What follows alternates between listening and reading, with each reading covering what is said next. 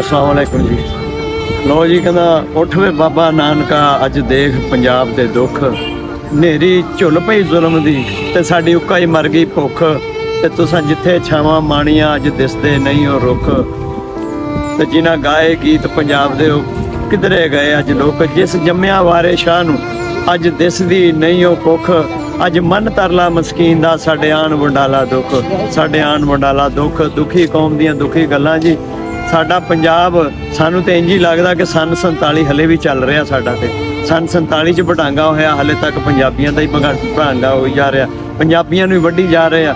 समझ नहीं आउंदी कि की मसला पंजाबियों दे नाल। एडा पूरा मनसूबा आ, हर सूबे दे दोस्त साडे कोल आउंदे आ, बलोचिस्तान चों आउंदे आ, इत्थे KBK चों आउंदे आ, अफगानिस्तान तक आए होए। असीं सारिआं नाल तावन करदे आ, सारिआं नाल प्यार करदे आ। यकीन करो घरां दे विचों लिया ला उन्हां नूं रोटियां दिंदे आ, उन्हां नूं पैण दी जगह नहीं जगह दिंदे आ, उन्हां नूं पैण वास्ते बिस्तर नहीं असीं बिस्तर दिंदे आ।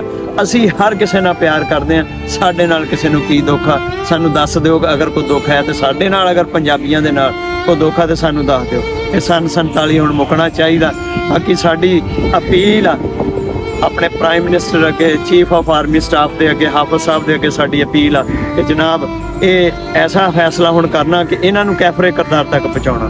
बहुत वड्डा दुख आ। तुसीं देखो ना जी, जवान पुत्त दी लाश चकनी बाप नूं किड्डी औखी आ, बहुत औखी आ। जिस बाप ने इस जवान पुत्त दी लाश चकी आ वो बाप ही जाणदा आ, और बाप दी लाश जिहड़ी आ बाप दे मोढा दे सकदा लाश नूं, जिहड़ा बेटा हुंदा आ या बेटियां हुंदियां या वड्डे छोटे हुंदे आ, लेकिन अपने पुੱਤ नूं मोढा देना बाप वास्ते बहुत औखा हुंदा, बड़ी भारी लाश हुंदी है।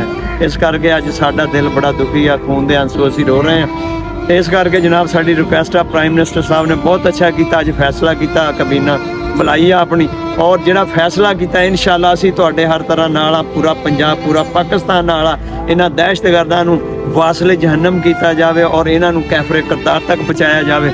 असीं इंशाअल्लाह हर तरह के तावन साडा नाल आ, पंजाब नाल, तुहाडे सिंध नाल, सरहद नाल, बलोचिस्तान नाल, पूरा पाकिस्तान जनाब हाफिज साहब तुहाडे नाल आ, प्राइम मिनिस्टर साहब पूरा पाकिस्तान तुहाडे नाल आ। जिहड़ा फैसला किया एक बारी इंशाअल्लाह ऐसी धूड़ इन्हां दी कढणी आ, मुड़ के उत्थे कंन च पाए अख च पाए ना रखण।